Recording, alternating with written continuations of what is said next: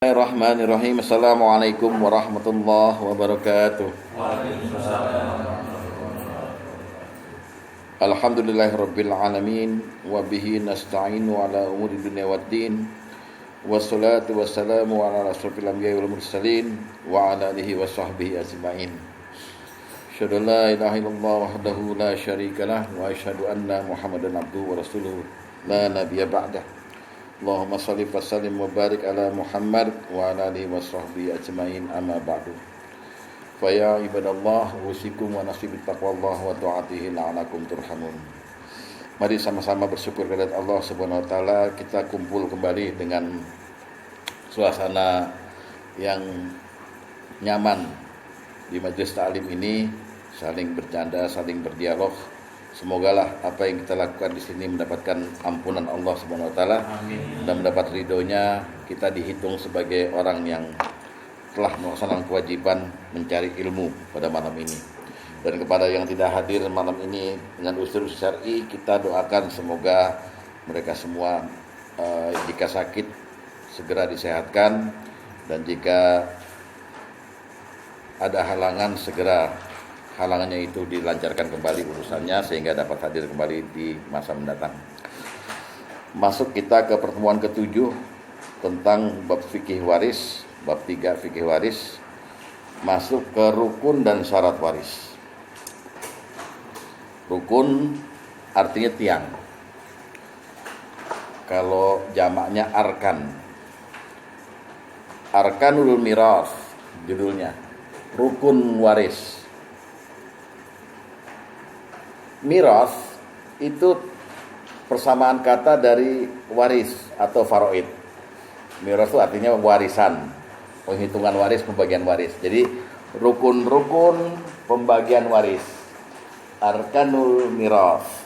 Ya, ada 3. Yang pertama wujudul muwarris, adanya pewaris. Yang kedua, wujudul waris, adanya ahli waris.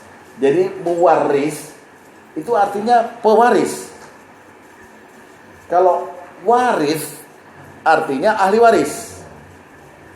Kalau jamak warosat. Oleh sebab itu ketika ada hadis berkata al ulama'u warasatul anbiya, terjemahannya gimana tuh? Salah kalau gitu. Ulama bukan pewaris Nabi. Ulama kalau pewaris Nabi berarti memberikan sesuatu pada Nabi. Ulama ahli waris Nabi. Paham? Jadi itu ada kesalahan terjemahan ya, bukan kesalahan istilah, kesalahan terjemahan ke Indonesianya. Ya. Jadi yang dimaksud dengan rukun pertama harus ada yang ngasih waris, namanya mewaris. Tapi di mana di taklim ini kita ganti aja sama bahasa Indonesia dah. Pewaris. Ada pewaris. Pertama rukunnya. Yang kedua adanya ahli waris, wujudul waris. Atau kalau mau dijamak jadi wujudul waras. Wujudul waris. Adanya orang yang terima waris. Yang ketiga wujudul maurus, adanya harta yang dibagi. Tiga-tiganya mesti ada. Kalau tiga-tiganya nggak ada, maaf. Kalau salah satu nggak ada, nggak jadi tuh barang. Nggak ada yang namanya pembagian waris.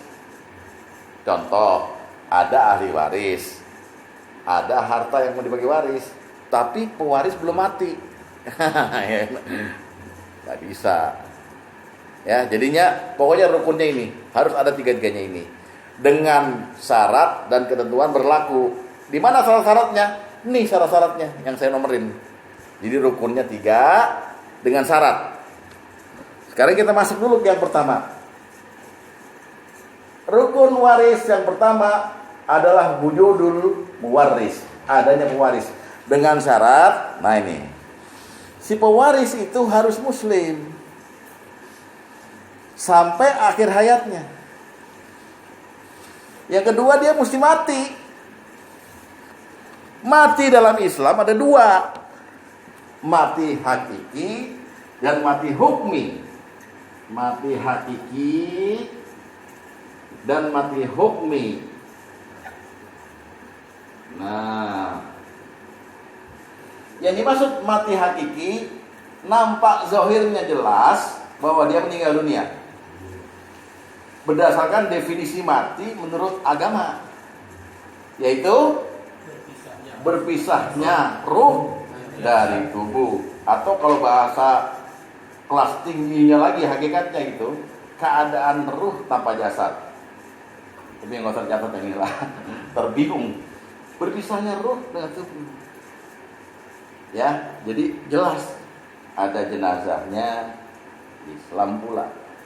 Kalau mati hukmi itu mati yang dihukumi mati oleh ahlinya, oleh hakim, oleh siapa. Contoh, nanti kita kiaskan dengan hadis waktu bicarain masalah talak. Punya suami hilang, nelayan, astronom, kecelakaan pesawat, atau hilang goib ke hutan, nggak balik-balik, maka Islam menetapkan untuk kamu bisa dikatakan janda dan suami itu dikatakan mati harus lewat pengadilan. Umar bin Khattab menetapkan 4 tahun kamu tunggu. Kalau 4 tahun udah nggak balik-balik, maka ditetapkan talak bagimu. Tuh, kamu jadi janda cerai mati. Ada lagi 4 bulan 10 hari untuk masa iddah, baru bisa nikah lagi atau bisa mendapatkan warisan. Tapi dihukumi mati dulu. Nah, ini problemnya itu adalah dunia agama Islam dengan dunia medis itu bertentangan mengenai ini. Ada orang di ICU nggak sadar, sudah 2 tahun. Saya pernah didatengin sama orang kaya. Pak, bapak kita ini Pak Ustadz udah 2 tahun, tapi nggak ini, karena definisi mati menurut kedokteran, matinya batang otak, berhentinya detak jantung, dan berkurangnya fungsi otak. Kok Ustadz tahu? Ini kan nggak bikin ngantuk kan? Ustadz tahu, begitu baca gua. Sehingga ketika orang di ICU, dia bisa dibantu alat untuk mengaktifkan 3 itu. Dan ketika seorang dikatakan mati oleh ahlinya, dihukumi mati itu dunia kedokteran melihat dulu ada lebam mayit di punggung. Biru garis begitu. Oh, udah mati nih. Paham? Orang ini nanya sama saya, Pak Ustadz, bapak saya udah 2 tahun di ICU, nggak sadar-sadar. Ini arahnya ke waris nih. Boleh nggak disebut mati? Tanya dulu sama ahlinya, saya bilang gitu. Dokter dia nanya ke dokter sekeluarga. Dokter bilang, ini alat, kalau dicopot mati. Ini alat, kalau dicopot bapak mati. Ya pokoknya dia mati.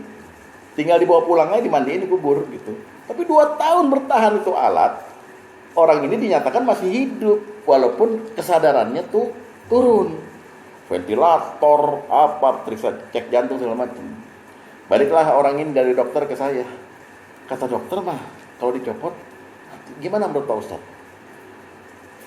Itu 1 hari berapa di ICU itu? 12 juta. Belum termasuk obat sama dokter kayak gitu. Tapi masih ada duit nggak buat bayarin? Masih ada duit buat bayarin.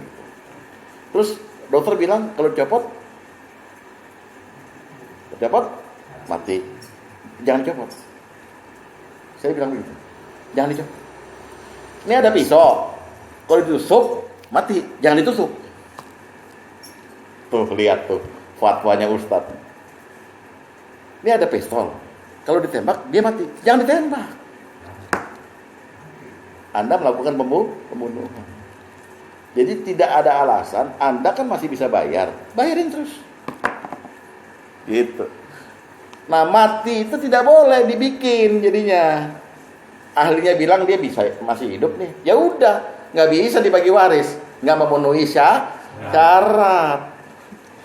Itu namanya mati hukmi. Kalau tadi mati hakiki biasa, orang meninggal, ya kita kubur dan mati. Jadi syaratnya itu mati hakiki dan mati hukmi. Ada orang benar-benar terdaftar sebagai penumpang di pesawat, kecelakaan. Udah dicari tim SAR selama 6 bulan, ketemu yang lain dia nggak ketemu. Memang ada probabilitas bahwa dia masih hidup mungkin di pulau mana gitu. Tapi harus dinyatakan itu karena nasib status daripada istri dan anak-anaknya. Bukan hanya untuk waris, Pak. Untuk dia dapat asuransi kematian segala macam. Dia ngarepin nih. Naik pesawat itu pecah pesawatnya tapi dia selamat sendirian ke pulau. Terus abang dikasih asuransinya. Ini ngayalnya tinggi banget ini. Ini paham apa ya? Jadi mati itu apa didefinisikan sebagai mati hakiki dan mati hukmi. Jadi ada orang ditelan macan. Kalau di kitab-kitab klasik, kitab kuning itu contohnya Zaidun ditelan macan gitu loh. Dan untuk membuktikan bahwa Zaidun sudah mati di tubuh macan, didatangkanlah ahli atau yang namanya pawang macan untuk menangkap macan itu, membuka perutnya, melihat si Zaid. Baru dia mati. Hukmi sekaligus hakiki. Gitu. Paham ya? Syarat tuh. Kemudian yang ketiga, dia meninggalkan harta. Matinya udah bener hakiki, mati nih. Cuma punya panci satu. Nggak usah diadakan pembagian waris. Ya, jadi nanti ada semacam step di mana ada kesepakatan musyawarah dari ahli waris agar dibagi apa tidak nih, gitu. Ya, misalnya ada baju-bajunya di lemari, nilainya nggak seberapa. Ya sudah, yaudah ya, kita nggak bagi waris karena memang pewaris tidak meninggalkan. Nah, kemudian syarat bagi waris, ahli waris, yang pertama adalah hidup ketika pewaris wafat. Jadi ini yang mewarisi meninggal, jebret, ahli warisnya masih hidup. Ini kan sering ditanya kan, kalau ahli waris sudah mati gimana? Harus konsisten dengan syarat yang diajukan Nabi ini. Ini loh, Pak X punya anak laki-laki 2, perempuan 3.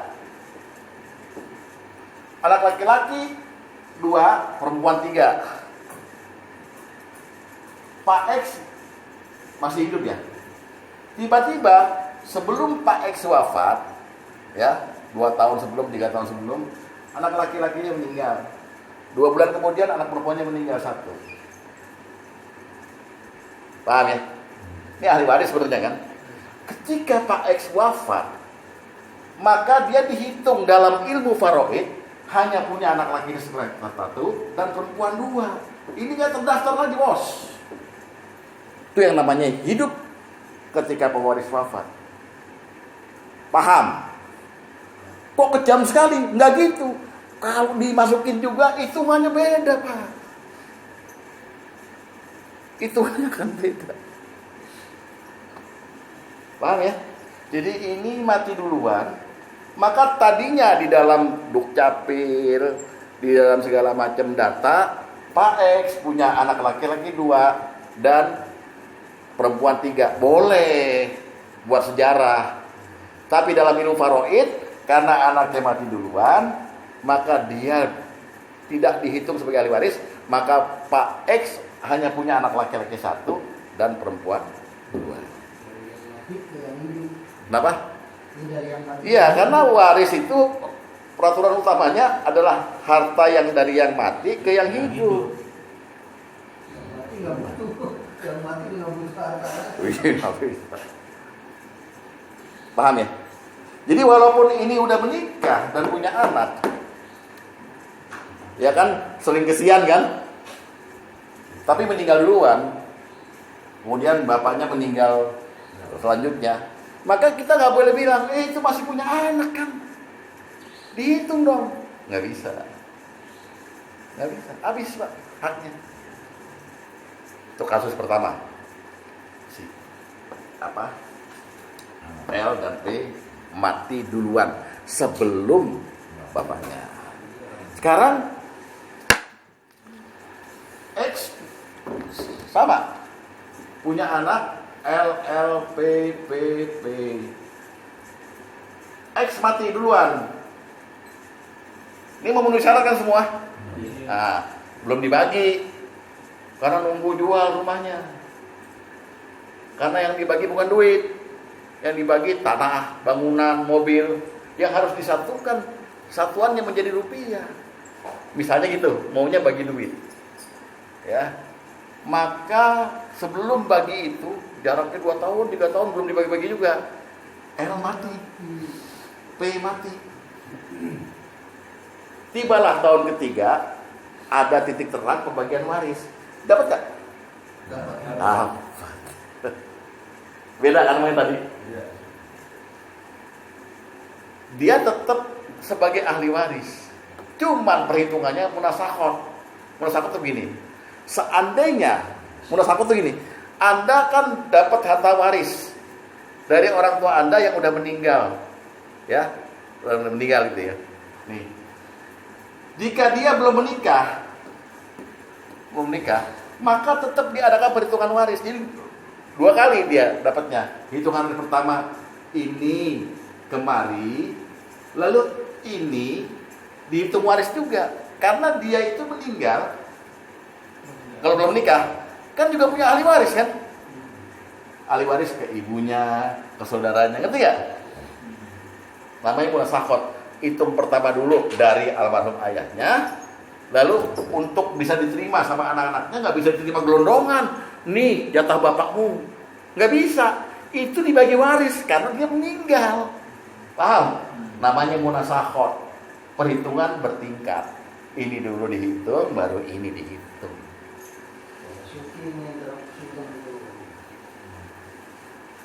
Jadi punya Bambang tadi hitungin begitu. Ntar ada perhitungannya. Ya, paham ya? Bagian ibu atau istri bapak, itu kan dia dapat kan bapaknya meninggal duluan. Nanti bagian dia dibagi lagi ke anaknya. Betul, dibagi waris tapi. Bagi waris. Munasakhah. Jadi dihitung dulu dia berapa kan ibu dapatnya 1/8 kan? 1/8 itu kemudian menjadi 100% kan untuk dibagikan secara faraid kepada anak-anaknya. Nah ini problem hidup ketika waris wafat. Kalau mati gimana? Ya ini tadi. Matinya kapan?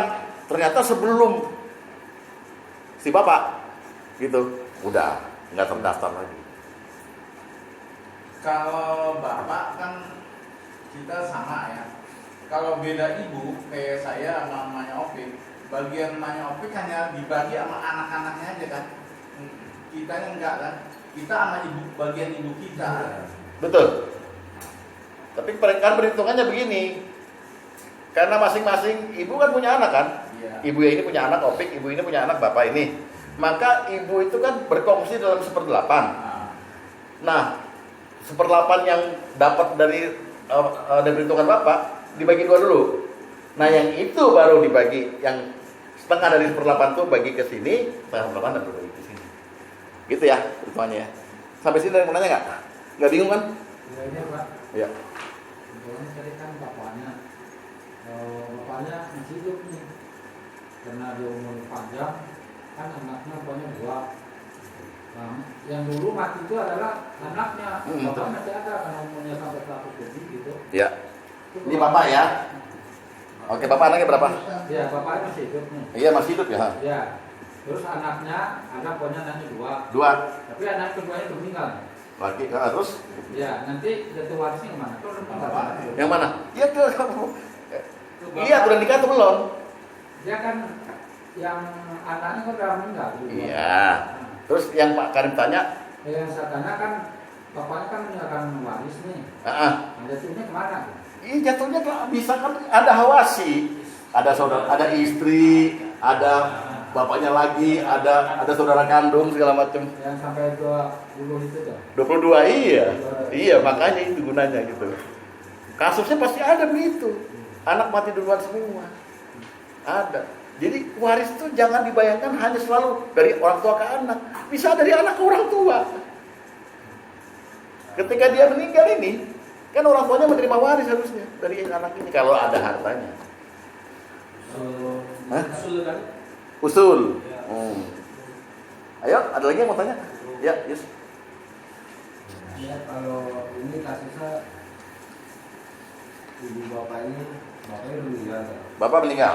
Oke. Terus Ibunya masih ada. ibu masih ada ya. Istri berarti kan? Ya. Ibu ya. Terus bapak Dia udah nggak ada. anak.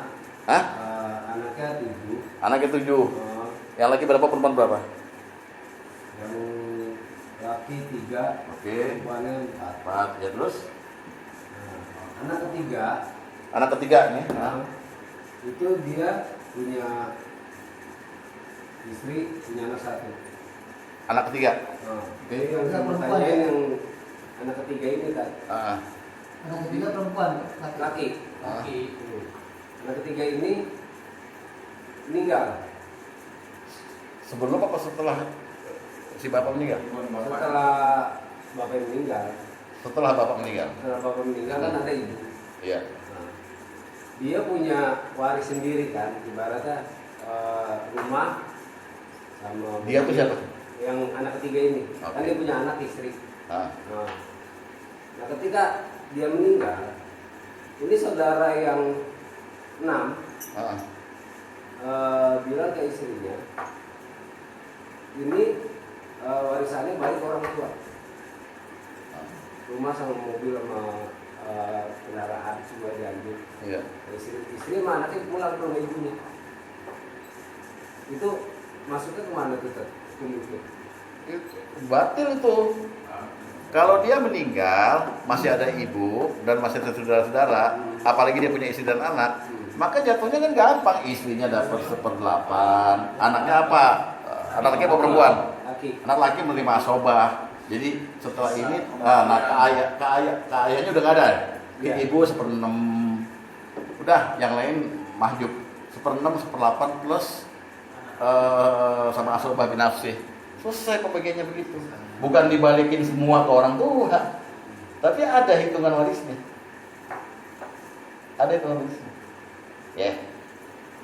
Ini nggak ada kaitannya sama ini kan? Enggak. Soalnya itu harta. Ini sebenarnya pertanyaan nanti di bapak bagian waris. Udah ya? Kalau waris datang dari kemarin tuh. Benar sakit. Enggak, ini kasus tersendiri juga. Nggak usah. Kalau yang meninggal istri punya harta, suaminya dapat. Dapat setengah kalau nggak punya anak, 1/4 kalau punya anak. Kalau punya full. Enggak, yang ditanya ini aja dulu nih, bab ini. Kalau itu kan udah bab mengenai pembagian nih. Bab ini nih, hidup ketika waris wafat. Masih ada yang ganjel nggak? Hidupnya kan bisa aja, dia wafat duluan sebelum ahli waris atau wafat sesudah ahli waris. Kemudian dia terdaftar sebagai ahli waris. 22 jika kita tidak memasukkan budak, 24 jika kita memasukkan orang yang membebaskan budak. Nanti saya terangkan ketika kita ada bab mengenal ahli waris. Dan kemudian nggak gugur haknya sebagai ahli waris. Ya. Orang bisa terdaftar sebagai ahli waris tapi gugur dia haknya. Ya. Kenapa? Satu, dia bukan Islam. Dia non-muslim.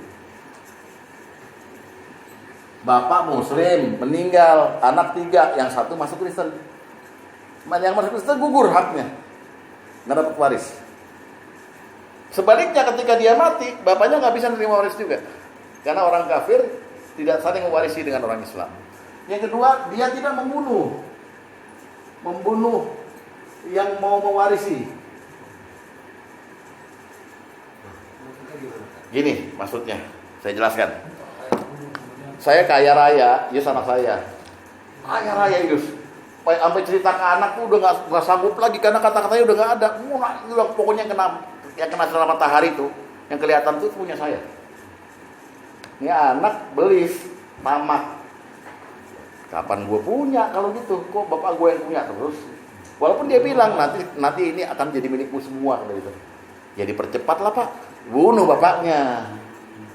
Maka dia gugur hak warisnya. Yang membunuh si pewaris. Wah gawat ini. Banyak kasus gitu Pak. Banyak kasus begitu. Apalagi kalau bapaknya tuh ada di ruang ICU. Dia anak mendek-mendek nih yang pengen hartanya lebih segera dia dapat gitu. Dia cabut aja selang oksigennya. Pulang dia. Adanya yang lagi nungguin ngantuk-ngantuk itu nggak tahu ada datang kakaknya. Kalau ketahuan oleh yang berwajib lewat CCTV apa dia yang membunuh itu, maka secara agama dia udah bukan ahli waris lagi. Ya. Kemudian yang ketiga, dia bukan berstatus budak ahli waris ini. Dan ini memang udah nggak bisa dipraktekin lagi. Kenapa kok budak nggak boleh dapat ahli waris?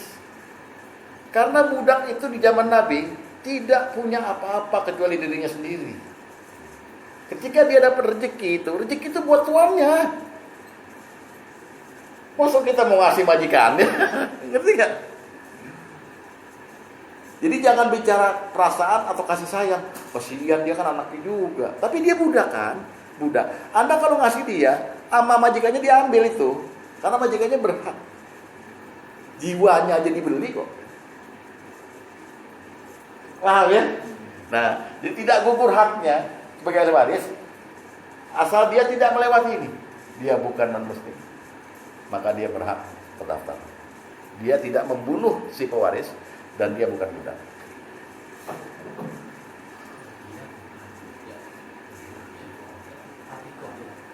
Hah? Ya. Atikoh. Bukan akikoh. Atikoh. Nah, kemudian rukun yang ketiga adalah wujudul maurus.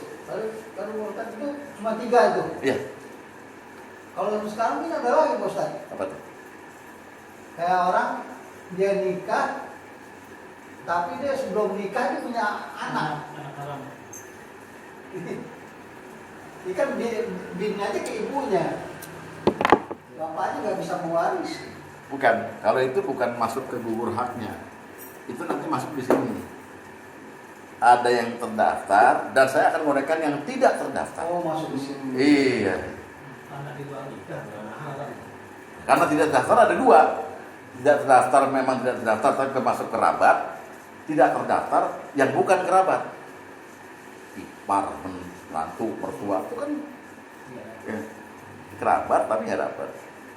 Anak zina itu bukan kerabat. Di sini babnya ngomongnya. Kalau ini namanya sebetulnya hijab wasfi. Hijab orangnya namanya mahrum. Saya berhak dapat sebab ini kan yang meninggal bapak saya. Anda agama apa? Buddha. Anda mahrum menerima waris. Haram. Jelas, Dek? Nah, ini singkat dulu, ntar dalilnya baru keluar nih, ya. Singkat dulu nih. Lalu sampai sini kan belum ada yang belum ada yang kena kasusnya kan. Nah, selain rukunnya adanya pewaris dan adanya ahli waris, juga adanya harta yang diwarisi. Harta ini ada syaratnya, ada 4 malah, yang lain 3 semua, ini 4. Pertama, dia halal dan legal. Halal menurut agama, legal menurut negara. Jadi bagaimana Ustaz untuk mengetahui halal legal itu? Ada prasangka dari musyawarah ahli waris. Pak Haji punya warung remang-remang, dia bandar judi,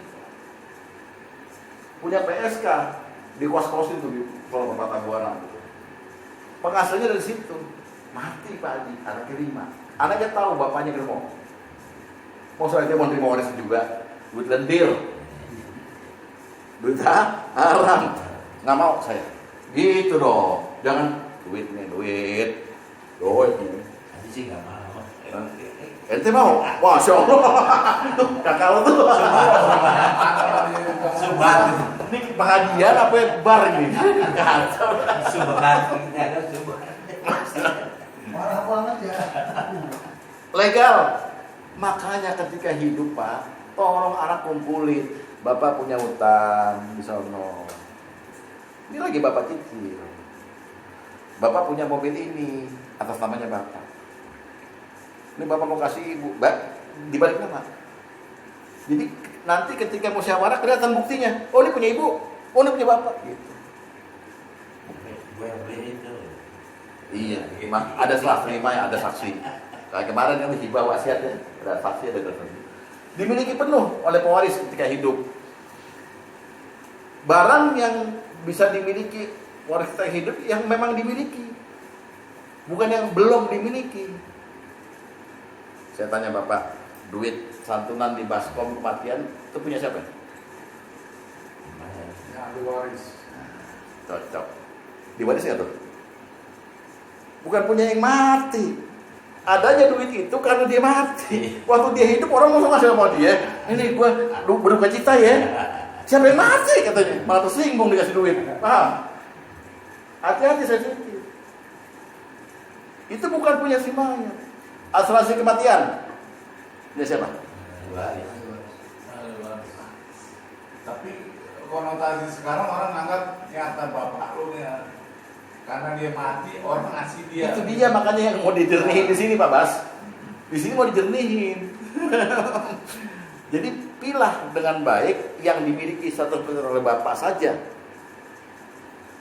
Kalau yang belum dimiliki macam asuransi itu, maka bukan punyanya Bapak. Dan lain sebagainya saya kasih contoh. Banyak contohnya. Sehingga kita betul-betul tahu bahwa ini halal buat kita gitu loh. Terus tidak tercampur dengan harta orang lain. Ini kasusnya harta gondong gini, suami istri. Bapak meninggal, tapi selama Bapak menikah sampai punya anak, punya cucu, Bapak nggak pernah kerja. Karena ibu menjamin. Udah Pak, saya cinta banget sama Bapak. Ini saya dapat harta waris dari orang tua saya udah lama nih. Wah, villa segala macam. Bapak punya jadi suami yang baik aja deh. Jadi anak-anak saya kerja segala macam. Dan Bapak setuju. Anak-anak nggak dikasih tahu tapi gitu. Waktu Bapak mati, anak-anak berebutan. Ini harta Bapak nih, kita bagi. Padahal itu harta ibu. Atau waktu ketika suami istri hidup, nggak pernah memberikan suami ke istri gitu loh. Ini milikmu mah. Sehingga dikatakan harta bersama. Itu yang susah untuk Pak Luli, saya kasih contoh Pak Luli aja nih. Ya nggak tersinggung beliau. Beliau sama-sama usaha merias pengantin. Ketika masuk duit masuk ya sebagai penghasilan atau omset itu punya siapa nggak dibicarakan, kacau nih. Wekmu, akan aku yang ngerias, lalu yang nganter, bubar tuh rumah tangga. Dan gue hitungin yang benar punya siapa ini, gitu. Jadi nggak bercampur. Lalu yang terakhir sudah dikeluarkan hak harta waris. Apa hak harta waris? Ada 3. 1, tahjiz. Tahjiz itu biaya jenazah. Murni biaya jenazah ketika zaman Rasulullah. Kiasnya dengan hadis begini. Ketika ada orang wafat, Rasulullah langsung nyamperin bilang gini, kafanilah dia dengan pakaiannya sendiri. Artinya maksud dari perintah itu, mayit wajib membayar bajunya sendiri. Ustaz sampai dalam banget, ada di luar kan di pengajian begini, bego. Ya. Tidak termasuk biaya tahlilan, tapi termasuk biaya kuburan. Kalau zaman sekarang, jangan bilang kita sisihkan dulu biaya untuk tahlilan sampai 1000 hari. Berapa? 1,5 miliar. Wah, di hotel mulia tahlilannya. Enggak masuk itu. Yang masuk adalah biaya kafan, bumbu-bumbu, nyewa ambulan, bayarnya yang gede ya kayak Yatin aja. Tadi tilep lagi, rokok 2 bungkus. Sorry. Terus biaya kuburan. Kurangin itu dulu. Namanya hak harta waris. Jadi mayit itu bayarin sendiri, dia punya rumah masa depan. Yang kedua, wasiat dipenuhi. Kalau menurut Al-Quran wasiat dulu yang disebut, tapi Nabi kemudian membalik, kemudian hutang dibayar, baru lahirlah yang namanya tirkah murni yang bisa dibagi. Tuh. Ada yang pertanyaan lagi? Gak apa-apa. Gue jerok aja Ustadz, gak apa-apa. Biar lo pinter. Ayo, ada yang mau nanya lagi? Halal dan legal menurut negara. Ya, bukan. Legal ini sebetulnya kan nggak ada istilahnya di dalam ini. Halal ya udah jelas ada istilah dalam. Karena gini, nanti kita terbentur dengan beberapa dalil yang menyatakan kita akan ada di satu masa di mana orang Islam tidak lagi melihat dari mana dia dapat hartanya, apakah halal atau haram. Hadisnya begitu, Pak. Sedangkan ini kan pemberian nih waris. Mau yang haram juga kita embat, berarti kita melanggar lagi peraturan lain gitu loh. Yang halal gimana? Yang legal. Kalau legal memang persiapan aja, legal aspek dari bapak punya rumah segala macam itu sudah diomongin sama anak istri dari sekarang. Ini punya bapak, berarti bisa dibagi waris. Tapi ini enggak, ini punya ibu.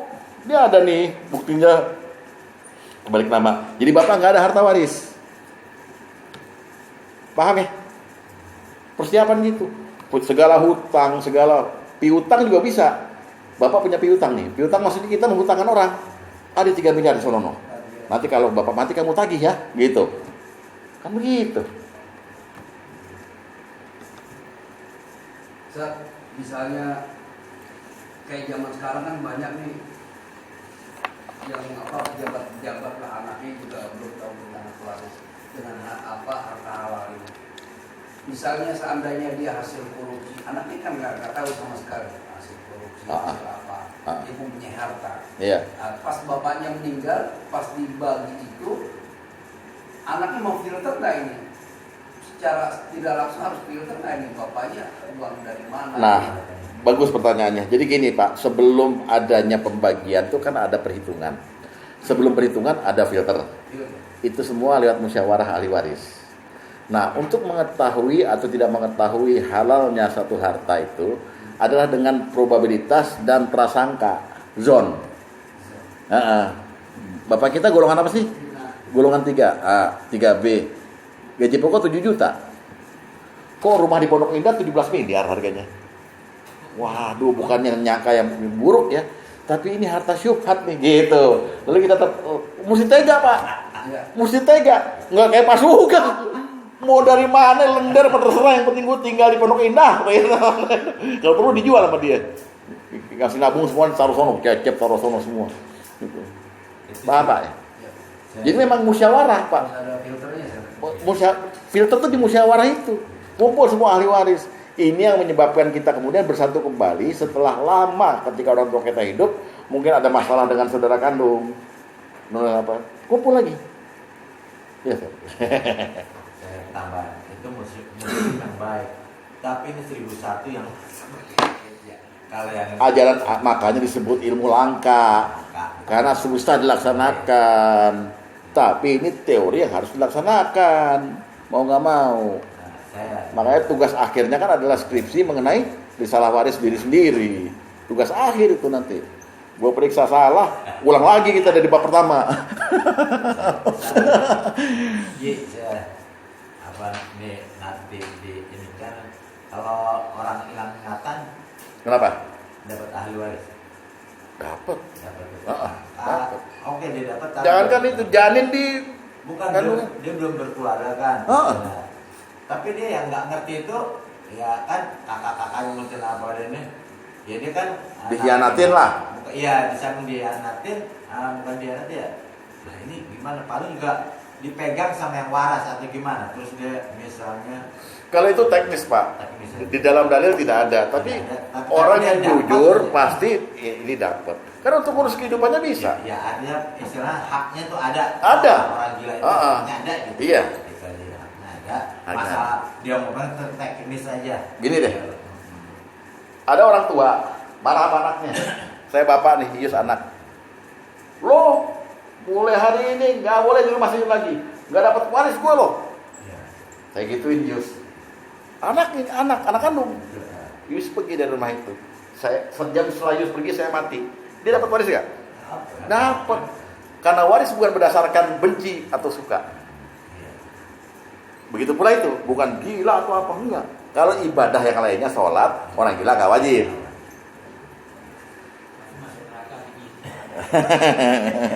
Jangan dikaitkan ke situ. Pilih yang mana gitu. Nanti babnya campur aduk ya. Ojo ngono Pak Ustaz. Kita itu kan basin wae. Wala tunafiru. Sebenarnya Ustaz yang masalah hutang Ustaz. Ya. Pokoknya dia masih hidupnya. Masih hidupnya pokoknya dia beli mobil. Mobil itu adalah kredit. Maka tahu dia kan kredit macam apa 2 tahun. Maka tahu dia meninggal. 6 bulan baru dibayar, masih ada sisanya. Itu apakah kewajiban? Karena kan kalau di kan kalau di bank sistemnya kan udah nggak dibayar lagi kan, hapus itu. Itu asuransi. Itu gimana? Ya itu tetap dibayarkan hutangnya oleh keluarga, tapi pakai duit siapa? Enggak, maksudnya udah clear masalahnya kan? Ya kalau udah clear ya udah dong, yang ditanya apa lagi? Enggak, hukumnya gimana? Nggak ada hukumnya di situ. Clear.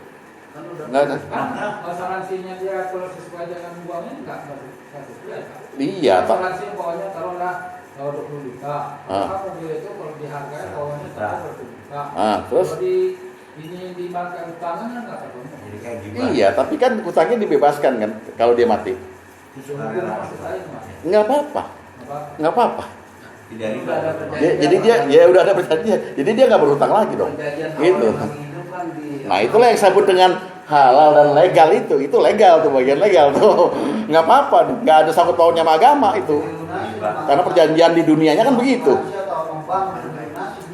Kalau dia mati kan, ya udah dong, selesai clear. Jangan udah dikelirin sama dunia, keluarga tetap bilang tetap almarhum berhutang ini. Karena harga mobil nggak sesuai dengan setorannya. Wah, itu namanya nyari-nyari masalah, Pak. Seneng banknya. Ya udah deh, lu store lagi deh ke gue. Kebetulan banknya direkturnya Pak Sugeng. Wah, udah habis tuh duit, menyimpang langsung. Baca dulu dong ininya, klausulnya. Lu nggak apa-apa, Pak. Agama melegalkan orang yang perjanjian muamalah. Silahkan. Anda bilang, asuransi bilang bebas hutangnya kalau dia mati. Dia udah nggak usah cicil lagi, selesai. nggak dosa Pak. Iya kan selesai. Nggak riba. Gitu. Kecuali Karena agak sifat juga gitu ya. ya kecuali nggak ada pernyataan itu, maka dia tetap berhutang, dibayarkan secara ini keluarga menghubungi bank atau leasingnya. Ini bapak saya masih punya tanggungan nih. Gimana kalau dilunasin aja pakai harta warisnya gitu, pakai harta bapak itu gitu. Gitu aja jalannya kalau dari agama. Tapi kalau udah ada perjanjian begitu kan secara dunia juga udah clear kan? Nggak boleh bayar lagi, jangan dicari malah gitu, Pak. Mobilnya jadi harta warisan. Apa ya, sorry? Mobilnya jadi harta warisan. Jadi harta warisan. Nama siapa? Jangan mobilnya kasih suka dulu. Ini jangan atas nama siapa? Istri apa? Enggak ditukar tambah sama kijangnya. Udah ya? Sekarang kita lihat dalilnya. Ya. Kalau uang legal itu misalkan dia punya harta lagi sengketa lah gitu. Nah, itu dia. Nah, sengketa dengan pihak yang lain. Ya, dengan pihak ketiga. Ya. Dan dia keburu meninggal. Nah. Terus sampai urusannya beres baru dibagikan. Bukan di dalam musyawarah ahli waris itu dikeluarkan dari tirkah. Nggak usah aja. Tapi tetap diurus. Nah ini dibagi dulu yang ada, itu dikeluarkan aja.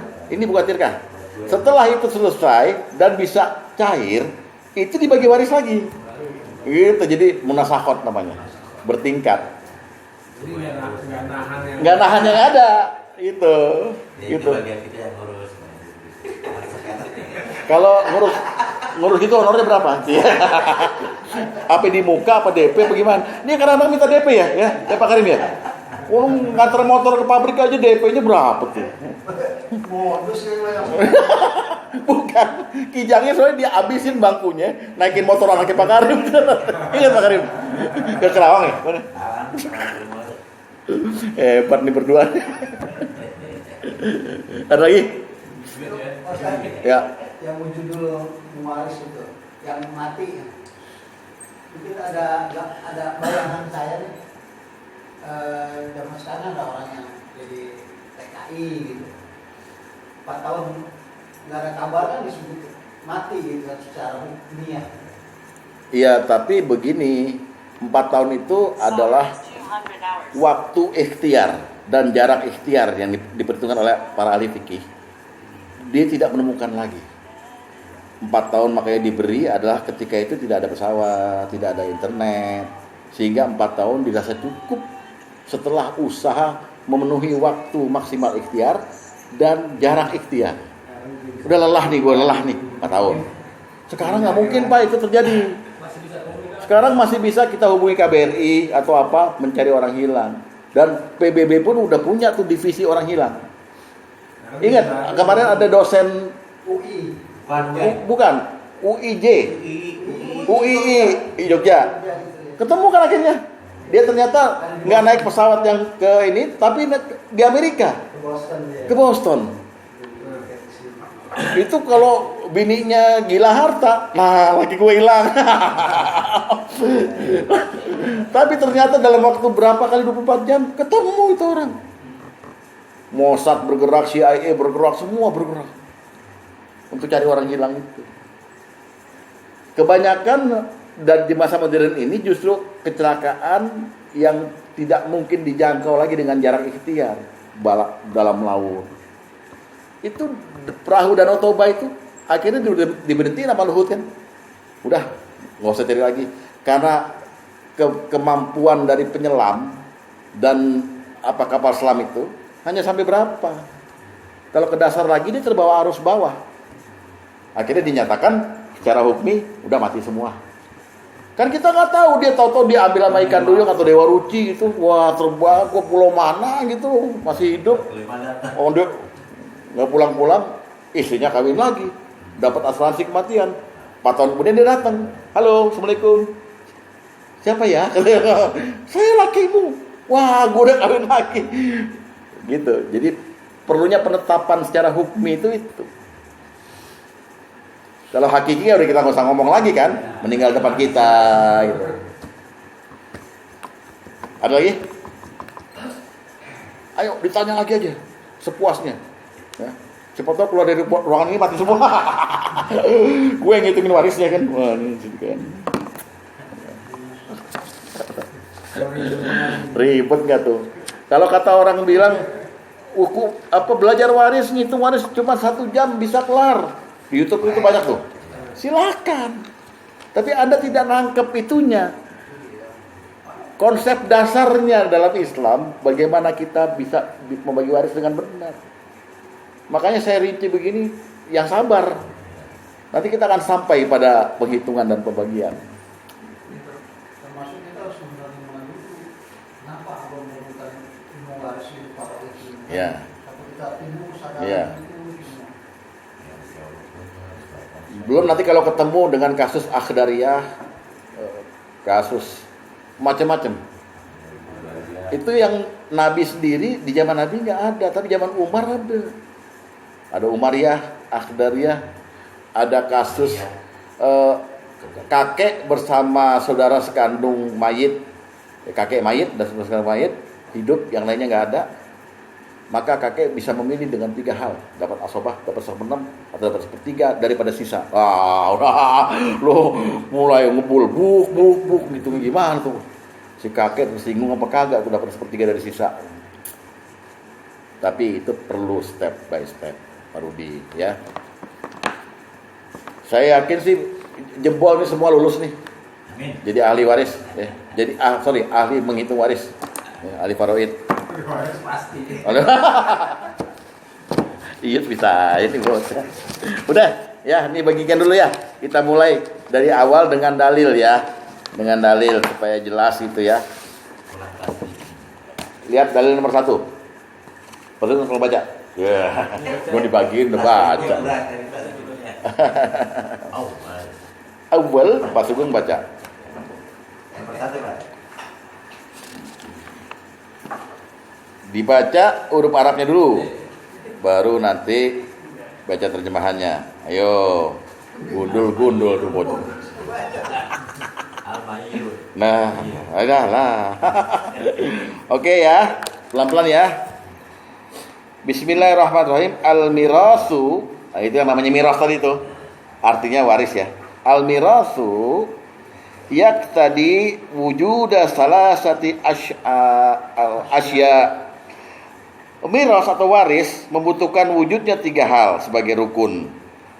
Apa itu rukun yang pertama? Al-muwarris. Al-muwarris itu keterangannya wahwal mayyitu, yaitu mayit itu sendiri. Kalau dikatakan mayit itu sendiri berarti dia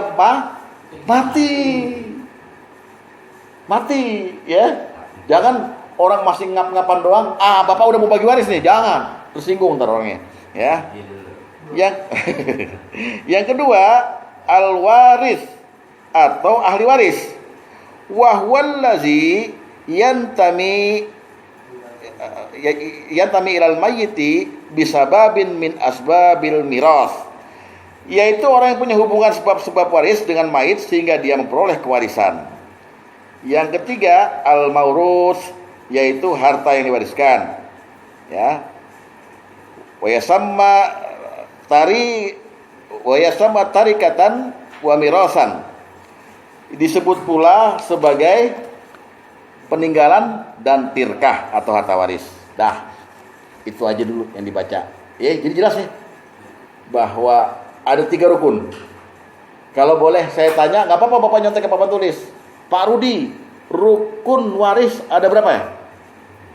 Coba sebutkan. Pertama, bukan.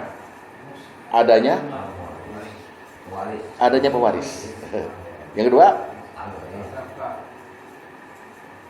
enggak, adanya ahli waris. Rukun Pak, rukun yang atas Pak. Kalau yang Bapak sebut tadi itu syarat Pak. Rukun waris ada berapa? Yang pertama, itu loh yang wujud tuh. Adanya pewaris. Yang kedua, adanya ahli waris. Yang ketiga, adanya harta yang diwariskan. Pak Asep, rukun waris ada berapa? 3. Sebutkan. Pewaris. Enggak, karena pakai wujud jadi adanya gitu. Adanya pewaris. Iya. Adanya ahli waris. Iya. Adanya harta tirkah. Ingat-ingat ya. Ingat-ingat ini dasar banget ini. Salah satu nggak ada, nggak jadi tuh barang. Ya. Dek, rukun waris berapa ya? Nengok sini aja, nggak usah ke papan tulis. Dia kan ketua kelas. Biji lo, udah 15 tahun lo ketua kelas. Ayo. Yang pertama, adanya pewaris. ya, atau wujudul mewaris. Yang kedua, Adanya ahli waris. wujudul waris. Yang ketiga, adanya harta. wujudul maurus. Adanya harta tirkah. syarat-syaratnya baru. Ente bingung, pusing kan nomornya. Kalau rukun mah cuma 3, syarat-syaratnya banyak nih. 15 tahun pelajaran baru deh. Ya enggak, ketua kelas tuh nangkepnya cepet. Beli martabak cepet, langsung nangkepnya cepet. Ada martabak hari ini? Oh ada, alhamdulillah. Ya, kita lihat sekarang. Udah ya, itu udah. Maka kita masuk ke dalam syarat waris yang pertama. Rukun waris yang pertama yaitu al-muwaris. Yang pertama apa dia? Harus apa? Muslim. Coba lihat hadis nomor 7. Ini hadisnya jelas nih ya. Hadis nomor 7 ya. Dari Usama bin Zaid radhiyallahu anhu, Nabi sallallahu alaihi wasallam bersabda, lihat baik-baik, la yarisul muslimul kafira walal kafirul muslim. Orang muslim tidak mewarisi orang kafir dan orang kafir tidak mewarisi orang muslim. Yang mau protes sekarang, ini Nabi yang bilang. Jadi kalau bapak punya orang tua tiba-tiba masuk ke dalam agama lain, jangan ngarepin warisnya lagi. Dia tidak berhak memberi waris pada bapak, bapak tidak berhak menerima waris gitu ya. Harus tega. Tapi itu bapak saya Pak Ustaz. Itu bapak yang melahirkan saya. Iya, dia kan udah agama lain. Kata Rasulullah apa tadi? La yarisul muslimul kafir walal kafirul muslim. Berarti hartanya masuk ke bajis. Kemana sorry? Hartanya kemana kalau nggak tanah? Nah kalau yang mati, yang Kristen apa yang Muslim? Bapaknya kan punya harta. Iya. Tapi dia pindah agama, murtad. Terus kemana? Urusan agamanya, Pak. Cerdas jawabannya. Pertanyaan juga cerdas. Kemana? Kalau bapaknya muslim, anaknya kafir, maka dia kan hartanya ini. Cari lagi ahli waris yang masih muslim. Ini udah gak terdaftar nih. Iya. Kalau benar-benar nggak ada, hanya dia doang muslim di keluarga itu semuanya, maka baitul mal. Ada lagi ya, satu Kristen ya. Nah itu. Si Koko. Yang gede. Si Ratna ini udah. Ratna Islam. Udah. Si ini Islam. Yang sekarang. Ya jelas ya.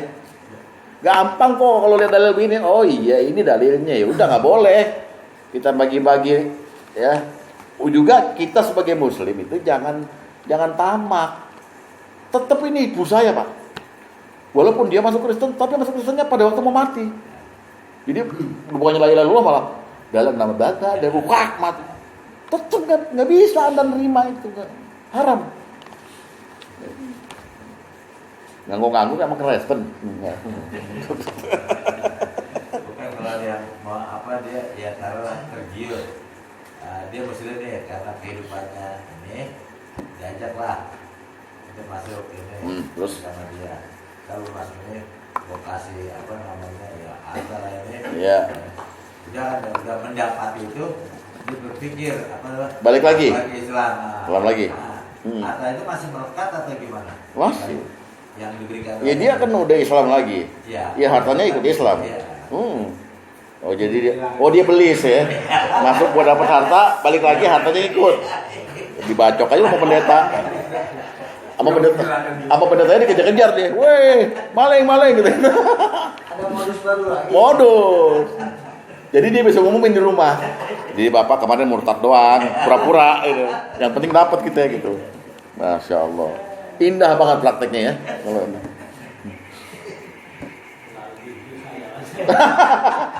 nah lihat sekarang mati secara hakiki itu adalah digambarkan dengan kalimat Nabi. Hadis nomor 11. Ngomongin yang mati ini ya. Yang mati.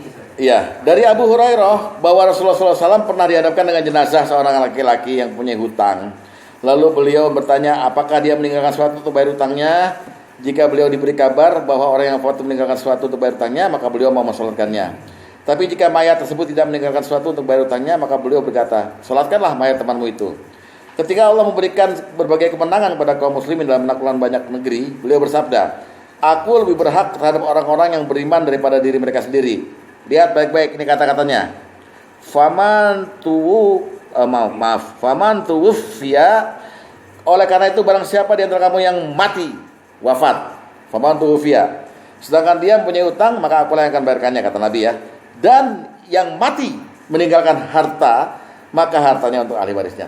Mati di poin ini, mati ninggalin harta. Jelas ya? Harus mati. Kalau enggak waris enggak jadi. Mati hakiki nih. Mati jelas mati hakiki. Sekarang mati hukmi kita kiaskan dengan masa idah. Lihat hadis nomor kedua.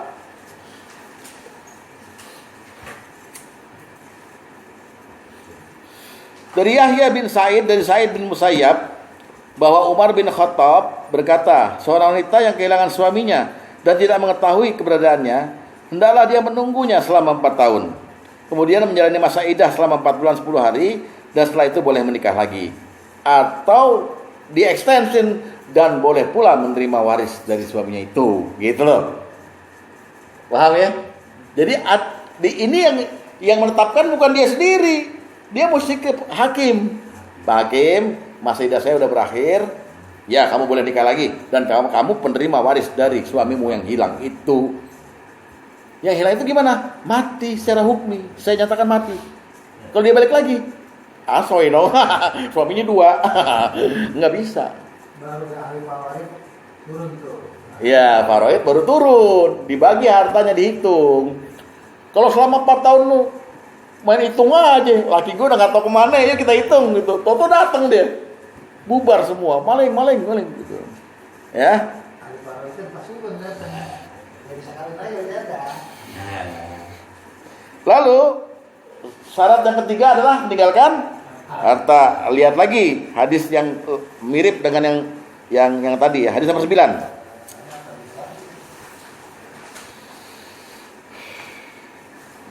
Dari Abu Hurairah bahwa Rasulullah SAW bersabda, aku lebih berhak terhadap orang-orang yang beriman daripada diri mereka sendiri. Oleh karena itu, barang siapa di antara kamu yang meninggal dunia sedangkan dia punya utang, aku yang akan bayarkannya. Lihat, waman taroka malan, dan yang meninggalkan harta, maka harta itu untuk ahli warisnya. Maksud ayat ini adalah, dan yang meninggalkan harta, maka dia dibagi waris kepada yang berhak, gitu loh. Berarti syarat daripada mayit tadi, dia ninggalin harta. Rukun udah ada, ya, mati dia, udah mati, muslim pula, tapi gak punya harta, nggak jadi kan barang. Syarat yang terpenuhi, gitu loh. Ditanya sama Rasulullah, ini ninggalin apa aja nih? Ada 2 centong, 2 centong sama 1 sendok sama garpu. Ya lu hitung tuh, dipatah-patahin sama Pak Asep, nih garpu. Yang jelas harta, gitu, ninggalin harta. Sama nggak Pak Ustadz? Dia punya harta 200 juta, tapi utangnya 300 juta.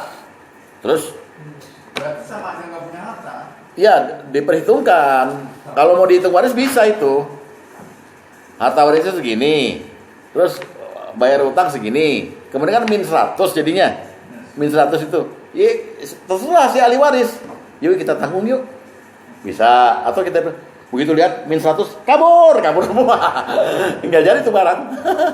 Enggak jadi kan? Nah, makanya rukun dan syarat itu saling berkait. Rukun udah ada, tapi enggak memenuhi syarat, enggak jadi. Bukan bapak gue. Langsung enggak ngakuin kan? Langsung enggak ngakuin. Tadinya kan, wah, kita rapat musyawarah mengenai warisan. Ini bapak saya nih, asli bapak saya gitu. Begitu tahu ini bukan bapak saya nih, saya ragu. Kacau nggak? Bukan bapak. Bapak angkat nih gitu. Yang meninggalkan apa? Harta jadi. Waktu punya utang Dia orang siapa? tua nih, Utang memang tidak punya meninggalkan harta. Nah, dia mau apa? Reuni terus, misalnya ke Surabaya. Nah, dia bilang anak-anaknya, oh dia nggak punya harta. Ini saya mau reuni, bikin tiket nih. Tiba-tiba pesawat yang terbakar apa gitu kan. Waktu ini juga kan diteliti itu kan apa orang yang enggak kali ini kan. Karena tapi ada Dia kan ninggalin harta. ya. Tiba-tiba dia mau ke Surabaya naik pesawat. Ya, Pesawatnya meledak, dor. Terus dapat asuransi. Terus itu apa? Asuransi itu dibagi yang apa? Yang anak-anak yang iya, asuransi itu milik dia bukan? Nah itu dia apa milik ahli waris. Di sini yang mau saya tanya, milik ahli waris kan? Enggak, milik yang mati atau bukan? Saya tanya Bapak dulu. Ya jelas apa secara ini milik yang mati ada diwariskan kan? Itu karena udah mati kan dia ada. Jadi Gini Pak, nih harta ini dimiliki selagi dia hidup. dan hidup, nah dia udah mati berarti ke jatuh ke anak. Bukan gitu, jalan pikirannya. Gini, syaratnya harta itu dibagi waris, punyanya dia, punyanya waktu hidup. Ya, waktu hidup. Nah, uang asuransi itu punya dia bukan waktu dia hidup. Bukan, itu bukan harta waris. Bukan harta waris. Bukan. Jadi bagiin ke ahli warisnya terserah anak-anaknya.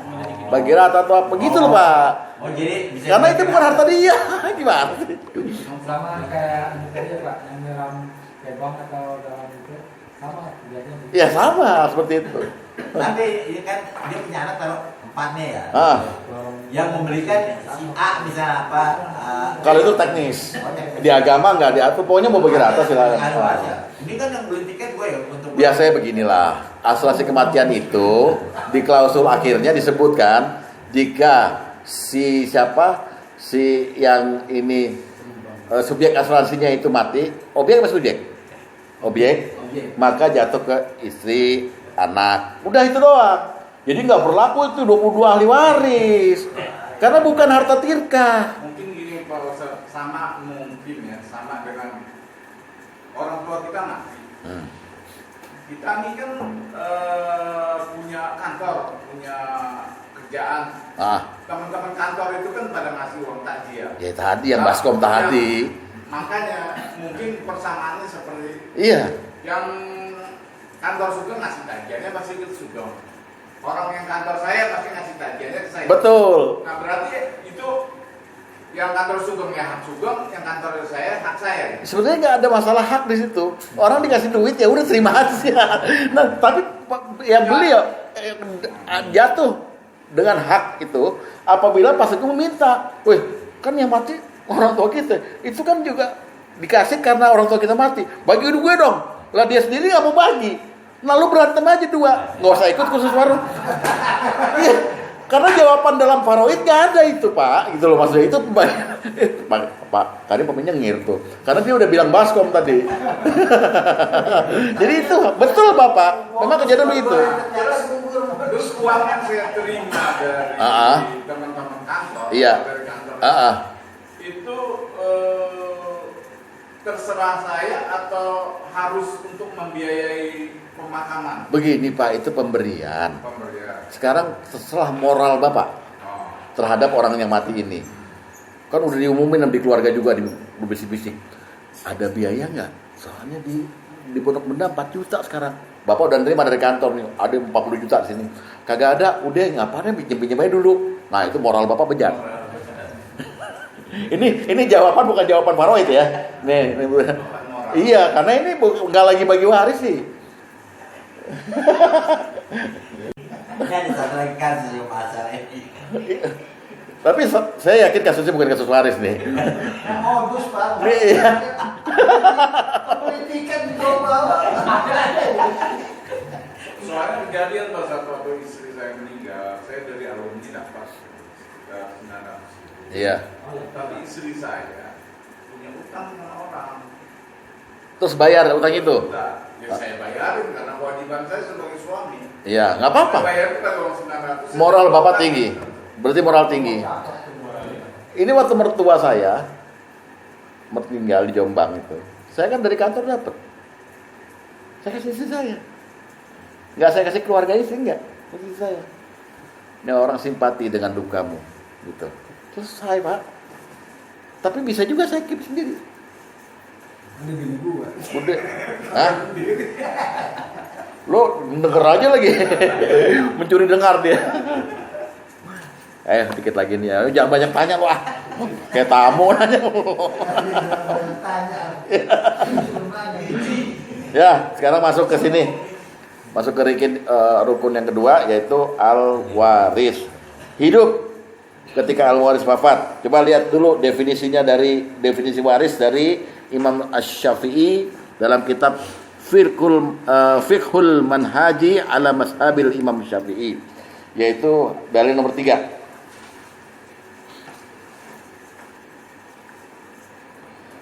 Lihat ya, kita mesti menyelami kalimatnya ya.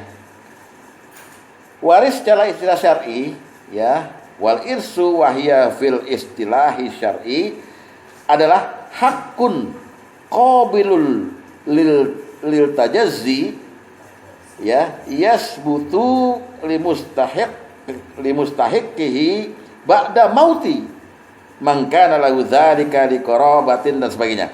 Waris adalah hak kepemilikan harta untuk kerabat, keluarga, atau yang semisal seperti karena pernikahan suami istri. Sampai sini saya tanya, kerabat, keluarga itu hidup atau mati? Hidup. Karena kata-kata terakhirnya setelah meninggalnya si pemilik harta. Jadi setelah meninggal si pemilik, si penerima harus hidup. Ada sih hadis dari Rasulullah dari hidup ke yang mati. Nggak perlu Imam Syafi'i aja. Udah jelas. Jadi kita mesti lihat kalimatnya. Nggak bisa orang mati dapat waris. Nggak bisa. Hah? Kalau lihat dari kasusnya keluarganya yang nerima. Anaknya kan? Iya kan? Anaknya, adiknya gitu. Tapi nggak bisa. Kecuali tadi kasus yang kedua. Habis bapaknya mati, pembagian waris bapaknya belum dibagi, anaknya mati. Maka dia tetap dapat kalau yang itu. Karena dia hidup selagi si ayahnya mati. Dia itu mundur ya Pak Ustaz. Itu murasakhot namanya. 2 kali, warisan bapaknya dulu, terus warisan dia kepada keluarganya. Paham ya? Nah. Terus kemudian apa? Yang kedua, sah apa? Terdaftar sebagai ahli waris. Nah, terdaftar ahli waris ini digambarkan oleh Nabi dengan bagian langsung. Hadis nomor 13, lihat.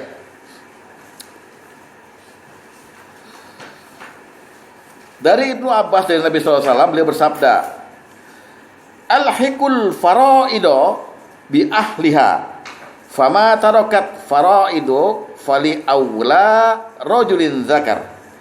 Berikanlah bagian faraid kepada yang berhak. Yang berhak itu maksudnya adalah ashabul furud. Apa yang dimaksud dengan berhak? Pak Basuki sudah nyebutkan tadi. Yang berhak dapat ahli waris adalah ashabul furud, yaitu yang punya angka dalam Quran. 1/2, 1/4, 1/3, 2/3, 1/6, 1/8. Yang disebut oleh Allah langsung, bagikan, kata Rasulullah. Paham ya? Jadi terdaftar dia. Yang orangnya ada di sini nanti, ada 12. Lalu kemudian maka bagian yang tersisa bagi pewaris laki-laki yang paling dekat, ini namanya golongan asobah. Ada 10. Itulah makanya zawil furud dan zawil asobah. Terdaftar sebagai zawil furud dan zawil asobah. Yang rinciannya akan saya terangkan di bab mengenal ahli waris. Ya, jadi dia terdaftar di 20. Kalau nggak terdaftar, ya jangan marah. Contoh yang nggak terdaftar adalah cucu mayit dari anak perempuan. Wah, dapet Pak. Saudara laki-laki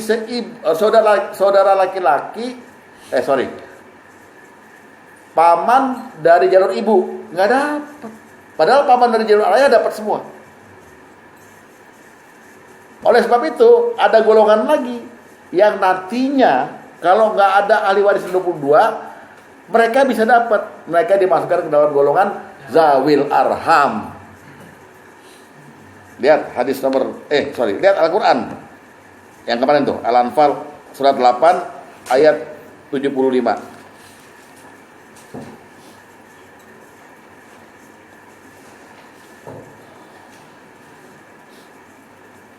Apa kata Al-Anfal ayat ke-75?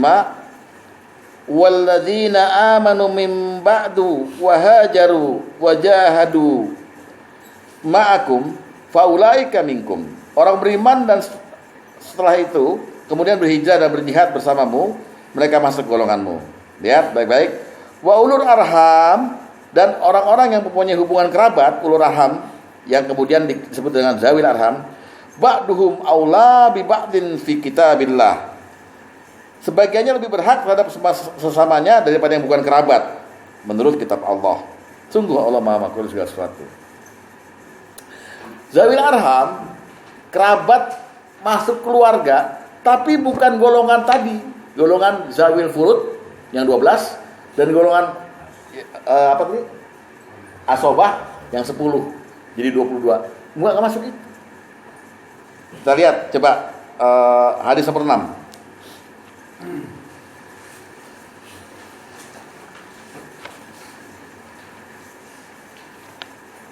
Dari Mikdam Al-Kindi dia berkata, Rasulullah SAW bersabda, aku, kata Nabi ya, adalah wali bagi orang yang tidak mempunyai wali.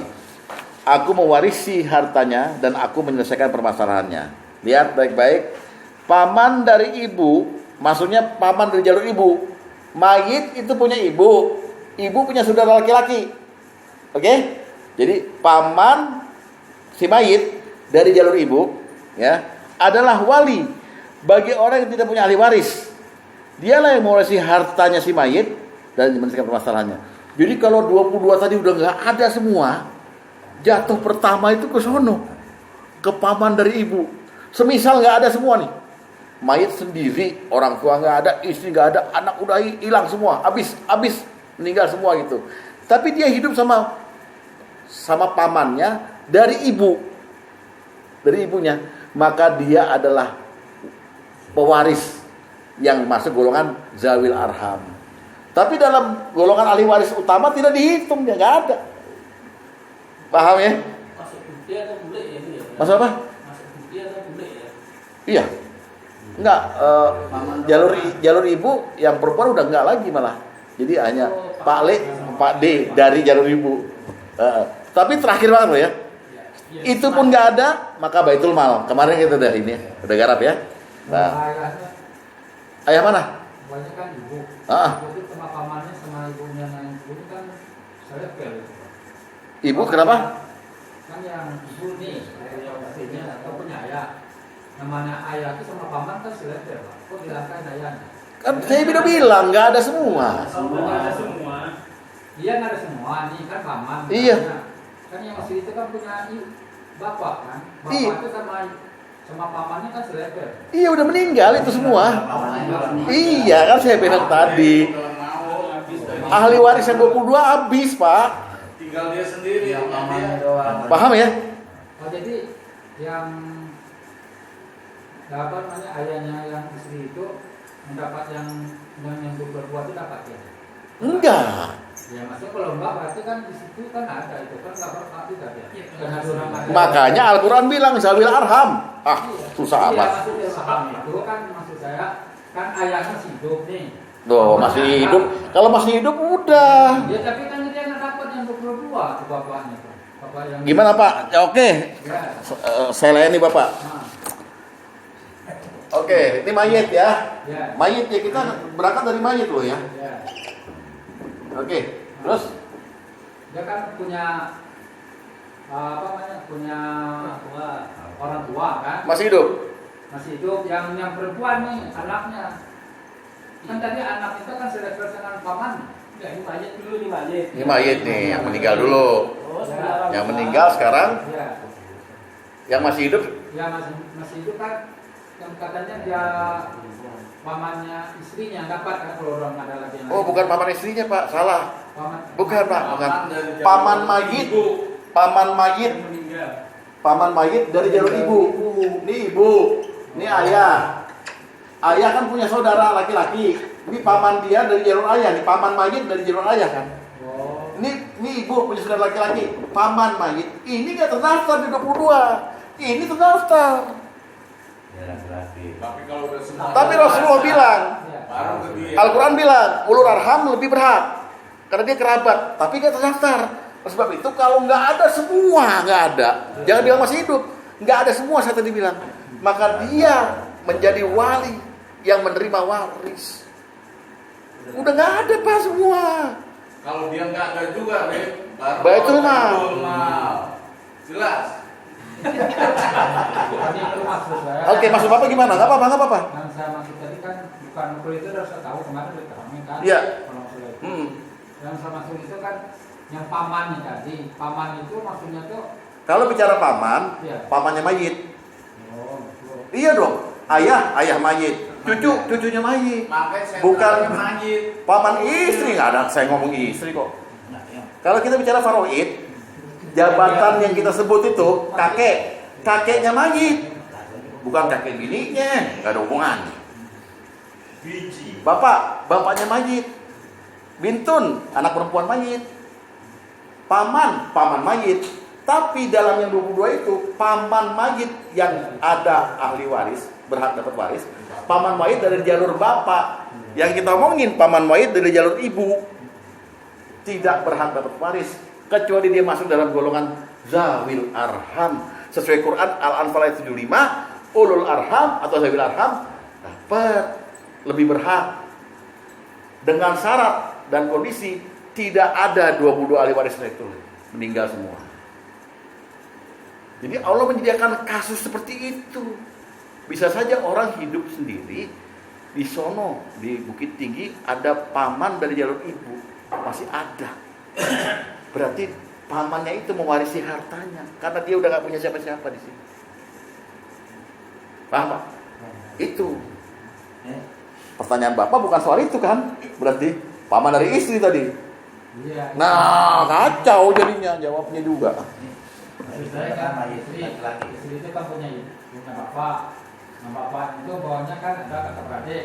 Bapak dan kakak beradik itu kan paman jatuhnya sama istri. Iya, tapi yang mati siapa? Ya tadi kan yang main kan tadi yang udah nggak ada lagi yang bisa menerima kan jatuhnya ke situ kan maksudnya. Enggak, salah kalau Bapak salah tangkap berarti. Benar Pak, kalau kita mati, saudara istri kita nggak ada haknya apa-apa, hanya istri kita doang. Ini punya paham yang dimaksud paman bukan pamannya istri, pamannya kita. Nah, Bapak mungkin nangkep jalur ibu, maksud jalur istri, bukan jalur ibunya mayit. Ibunya mayit punya saudara, ini ada, namanya paman kita. Itu nggak ada dalam daftar ahli waris, tapi Allah memasukkan dia dan Rasulullah kemudian menegaskan lagi, dia ulul arham. Bisa menyelesaikan masalah. Kalau di Minang mungkin dipanggil maete, bukan ya? Kalau di Minang tergantung warisnya Pak. Oh, Kalau warisnya orang perjanjian orang tua itu tetap dilaksanakan secara. oh bukan pembagiannya, maksud saya paman dari ibu disebut apa di sana? Paman dari ibu kalau sana ini mama. Mama ya, gitu ya. Oke. Kemudian kita lihat lagi sekarang.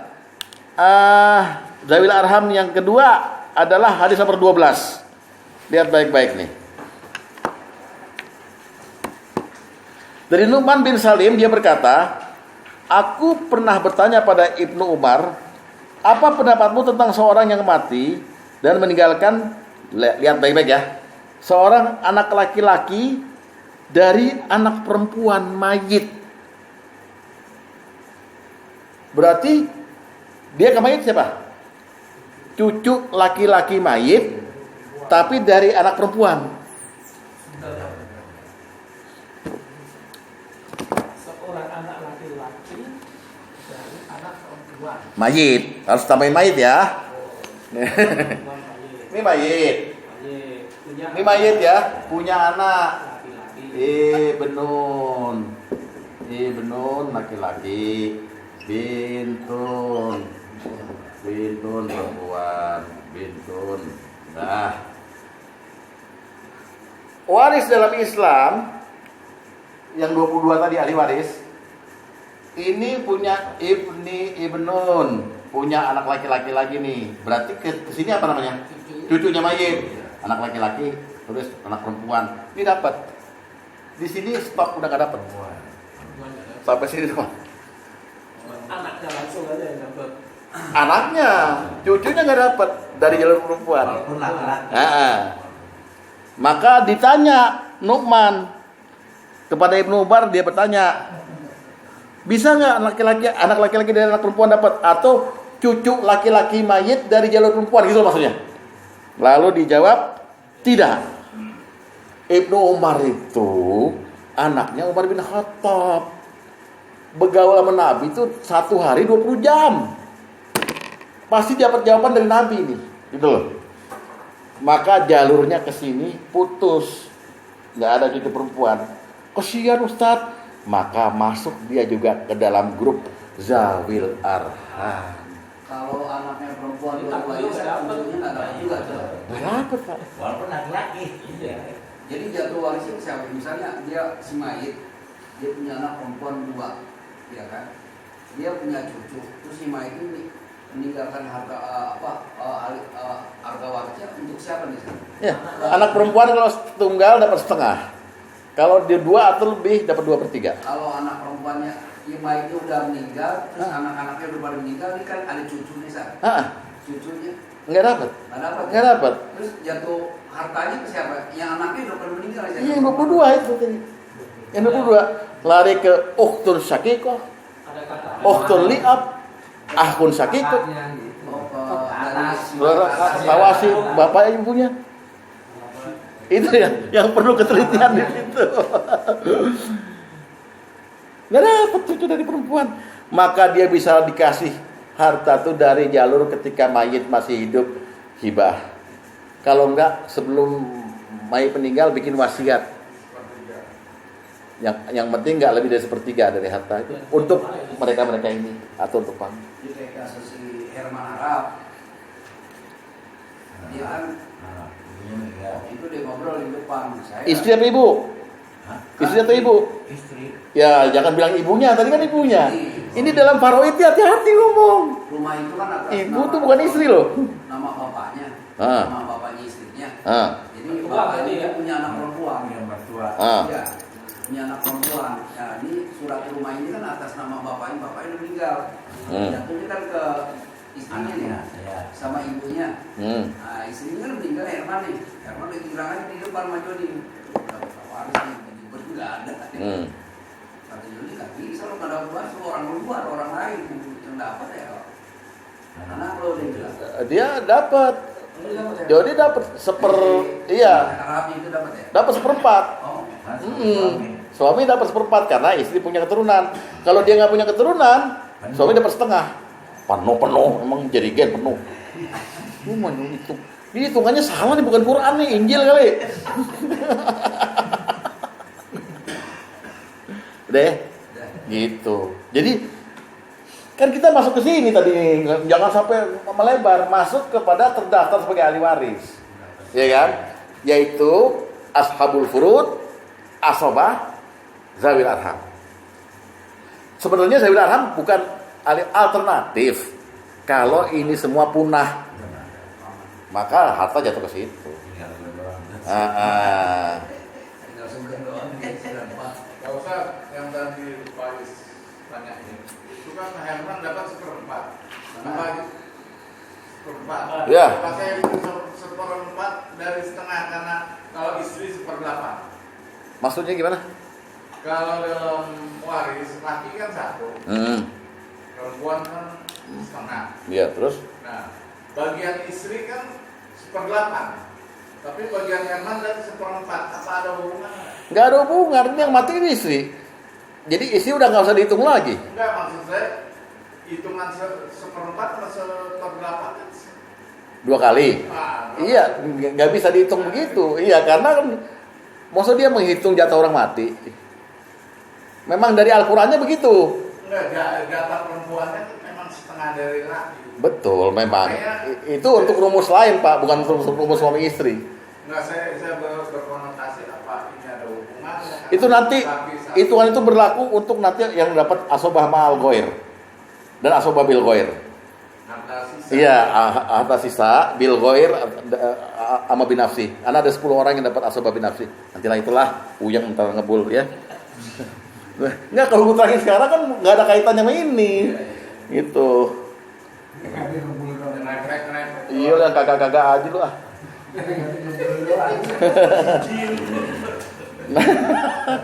Nah, terakhir coba kita lihat dulu masih di bab yang terdaftar ya, yang terdaftar sebagai ahli waris.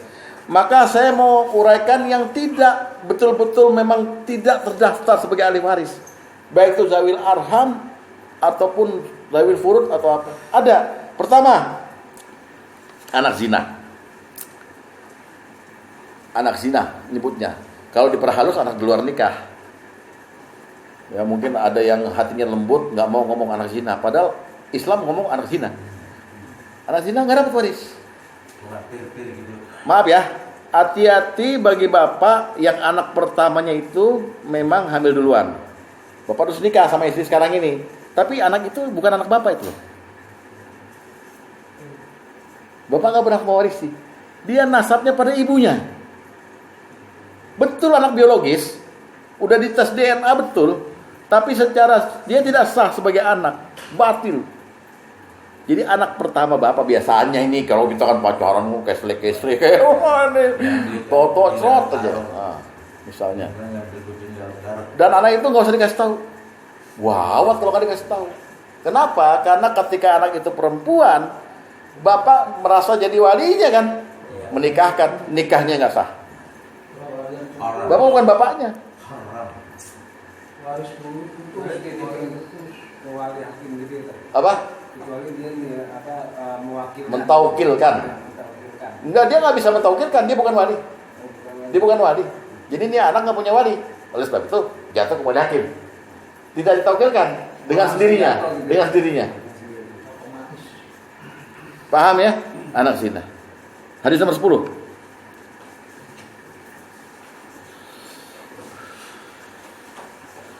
Dari Amr bin Syuaib, dari ayahnya, dari kakeknya, bahwa Rasulullah SAW bersabda, pria manapun yang berzina dengan wanita merdeka atau hamba saya, maka anak yang lahir karenanya adalah anak zina. Waladu zina.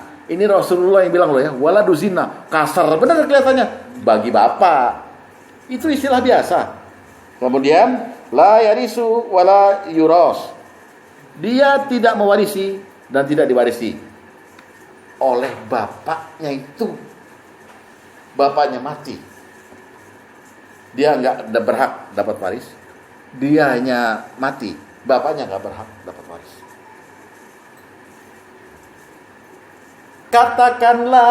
Katakan sejujurnya, tedung ini apa dari gue, dari orang laki-laki lain. Ini anak siapa, perbuatan siapa. Gawat nggak tuh Pak? Pak Asep ngangguk-ngangguk di pengalaman dia. Ya, jelas itu pertama. Jadi jangan masukkan dia dalam 22. Ini bintun ini, anak perempuan saya. Nenek lo, enak aja. Masih terlambat. Ya, hati-hati. Dan bilangin sama anaknya dari awal. Walaupun budak harus nikah dulu berarti. Ya, kalau dengan budak juga tetap zina kan. Jadi walaupun dengan budak harus kita nikahin dulu. Iya, dinikahkan dengan jalan tasarri. Pemilik nggak perlu nikah dulu. Tasarri itu artinya dia berjima, sah. Anaknya anak dia gitu. Paham ya? Ini ceritanya nih wanita, perempuan yang berzina dengan budak yang bukan miliknya. Pacar. Kayak dia inem, iem, ya. Susah dah. Yang kedua, yang tidak terdaftar, anak li'an. Masih ingat? Li'an itu apa? Li'an itu timbul karena suami curiga atau suami melihat istri selingkuh.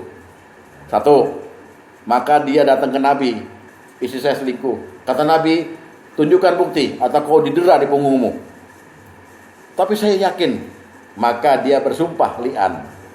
4 kali dia bilang, saya yakin saya benar. Yang kelima, kalau saya tidak benar, Allah melaknat saya. Itu li'an. Perempuannya datang juga hadir. Saya yakin dia tidak benar. Kalau dia benar, saya bersedia dilaknat Allah. Itu li'an namanya. Sumpah. Pertama itu sebabnya. Yang kedua, li'an timbul kalau suami melihat istri hamil dan dia curiga, ini bukan anak saya. Nah, ketika anak itu lahir, dia kemudian li'an juga hadapan Rasulullah. Ini bukan anak saya. Berarti anak orang kan? Anak orang. Maka sejak itu, walaupun istrinya gak berzina, anak itu anak li'an, bukan anak dia. Gila gak? Anak itu bernasab hanya kepada ibunya. Jadi ibunya mati, dapat waris dari ibunya. Tapi dari bapaknya yang meragukan dia, tidak dapat dia. Jelas, ini mesti jelas ini. Makanya bapak jangan pernah meragukan. Karena istri sakit hati Pak kalau gitu. Saya kok, kecuali kalau bapak, maaf ya, udah divertil, udah di steril apa namanya, yang buat cowok, tubektomi ya? Tubektomi. Lalu bapak menikah, nggak bilang bahwa bapak udah tubektomi. Tiba-tiba berjima sama istri yang muda ini, hamil dia. Bapak udah yakin, saya udah diikat kok, udah di apa? Di istilah dikebiri. Memang dikebiri sperma nggak keluar. Sperma keluar, tapi nggak hidup. Jadi jalur dia masuk ke ovarium. Ya, Ustaz kok tahu sekali, profesor sih ya. Otak mah terserah Allah dah ya. Dia melambat sehingga mati gitu loh. Sperma itu tetap sebetulnya gitu, melambat dan tetap mati.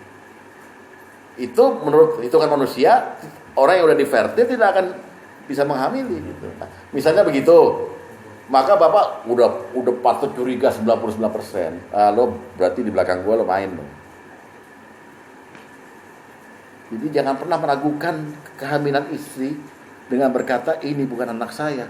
Itu di hadapan Allah, kemudian bapak harus menegaskannya dengan li'an.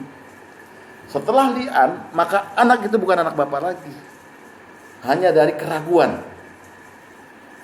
Entah harus bagaimana, keraguan dari Mas Pujono, ya. Berarti lian itu bahasa Jawa ya. Apa tuh? Liane. Oh, sing liane kowe ya. Oh. Kowe main karo sing liane. Wah, ya. Iya. Hadis nomor 4. Hadis nomor 4.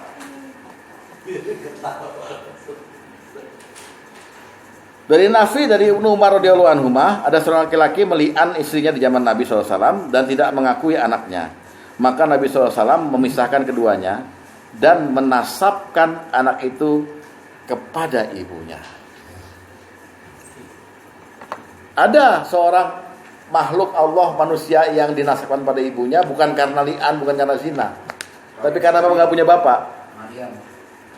Isa binti Maryam. Di belakang binti kan nggak pernah ada perempuan, Pak. Binti siapa gitu? Isa bin Maryam. Isa ibnu Maryam, anak Maryam. Ya kan? Ada. Tapi kalau yang lainnya selain Nabi Isa, kalau dinasabkan pada ibunya, nah di Indonesia sekarang bapak bikin akte kelahiran bisa single parent. Dia anak dari ibunya saja, bapaknya nggak kelihatan. Kan buat daftar sekolah kan mesti punya akte kelahiran. Ya kalau orang yang tekdung duluan, dia bingung cari bapaknya, datang ke rumah Dede, Ade Herman, maukah kau jadi ayah dari anakku? Katanya. Sorry, nggak punya modal gue, katanya. Karena gue ngaji, ya kan? Gitu.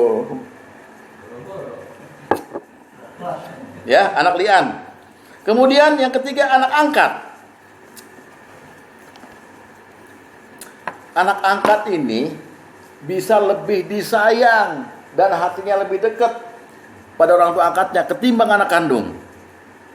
Kalau dalam kehidupan ini nggak berjalan dengan baik, anak-anak kandung nggak dididik dengan baik, akhlak, moral dan segala macam. Akibatnya bapak ini udah jauh tua uzur gitu, ngangkat anak untuk merawat dirinya gitu. Maka nilai daripada bakti pada orang tua itu lebih tinggi anak angkat sebetulnya. Tapi itu semua tidak menyebabkan dia mempunyai hak waris. Karena tadi kebencian, kesukaan, kecintaan tidak menjadi faktor untuk merubah waris. Jadi jangan bapak bilang, ini anakku betul-betul. Sama, dibalik. Antar anak kandung saja itu nggak bisa karena faktor jasa. Adik bungsu belum kawin-kawin karena nungguin orang tuanya. Sampai orang tuanya di ICU dia nungguin. Lalu ketika bagi waris dia bilang, mana jasa gue? Nah itu berarti moralnya. Paham ya? Jadi ini memang udah angka ketentuan Allah. Bahwa anak-anak ini yang disebut tadi memang tidak dapat waris. Kita kiaskan dengan waktu Nabi Muhammad SAW mengangkat Zaid bin Harithah. Bukan Zaid bin Sabit ya. Zaid bin Sabit itu kan penghafal Qur'annya Rasulullah. Zaid bin Harithah ini ya aslinya anaknya Usamah. Ya. Jadi dulu tuh orang Arab tuh kalau punya keturunan itu dibalik-balik. Misalnya Abdullah punya anak namanya Muhammad, ntar anak itu namanya Abdullah lagi. Jadi Muhammad bin Abdullah, terus punya anak namanya Abdullah bin Muhammad, terus Muhammad dibolak-balik itu. Usamah bin Zaid, Zaid bin Usamah, ya kan? Terus dia nanti punya anak namanya Usamah bin Zaid, gitu dan seterusnya itu. Nah ini aslinya Zaid bin Usamah. Zaid dia hadapan pada Rasulullah ketika berumur 6 tahun 7 tahun. Rasulullah senang. Jadilah dia diangkat anak sehingga orang Madinah memanggilnya Zaid bin Muhammad. Turun ayat, lihat surat Al-Ahzab ayat 4.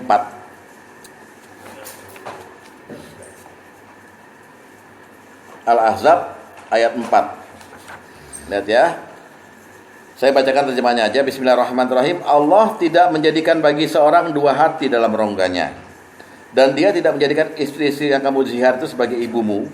Dan dia tidak menjadikan wa ma ja'ala ad'iyaakum abnaakum. Tidak menjadikan anak angkatmu sebagai anak kandungmu sendiri. Oke? Yang demikian itu hanyalah perkataan di mulutmu saja. Bayangkan tuh. Zalika qaulukum bi afwahikum. Cuma saja. Ya, aslinya Allah nggak jadikan begitu. Allah mengatakan yang sebenarnya dan dia menunjukkan jalan yang benar. Lalu kita ke ayat 35-nya. Ayat selanjutnya. Panggillah mereka anak angkat itu dengan memakai nama-nama bapak-bapak mereka. Jangan Zaid bin Muhammad. Ya, itulah yang adil di sisi Allah. Dan jika kamu tidak mengetahui bapak-bapak mereka, panggillah mereka sebagai saudara-saudara seagama dan maula-maulamu. Panggil gini, nak, sayang, boleh, tapi jangan panggil kamu anak saya, bin saya, jangan, ya. Dan tidak ada dosa atasmu jika kamu telah khilaf tentang ini. Tapi yang ada dosanya apa yang disengaja oleh hatimu. Allah Maha Pengampun lagi Maha Penyayang. Lanjut ke ayat 6-nya. Nabi itu lebih utama bagi orang-orang mukmin dibandingkan diri mereka sendiri dan istri-istrinya adalah ibu-ibu mereka. Orang-orang yang mempunyai hubungan darah satu sama lain lebih berhak mewarisi di dalam kitab Allah daripada orang mukmin dan orang muhajirin. Kecuali kalau kamu hendak berbuat baik pada saudara-saudaramu, demikian telah tertulis dalam kitab Allah. Jadi anak angkat itu memang lebih dicintai, tapi dia bukan darah, bukan nasab, paham ya? Nggak boleh. Jangan didaftar, Pak. Kamu sudah bantu saya 20 tahun, sini. Kamu dapat 1/3. Wah, gantiin Quran tuh. Jangan. Lihat hadis terakhir, hadis nomor 8. Dari Aisyah radhiyallahu anha bahwasanya Nabi sallallahu alaihi wasallam pernah menjadikan Zaid sebagai anak angkat. Beliau termasuk orang yang mengambil anak angkat pada masa jahiliyah. Hingga orang-orang pun menduga bahwa Zaid nantinya akan mewarisi hartanya. Sampai kemudian Allah menurunkan ayat yang tadi, ya. Akhirnya mereka pun mengembalikan nasabnya kepada bapak-bapak mereka, dan siapa yang tidak diketahui bapaknya, dia distatusi sebagai maula dan saudara-saudara seagama. Tidak berhak dapat waris. Seberapapun sayangnya bapak dan seberapapun besarnya jasa dia terhadap orang tua angkatnya. Demikian, mudah-mudahan ada manfaatnya. Kita lanjutkan lagi minggu depan. Wassalamualaikum warahmatullahi wabarakatuh.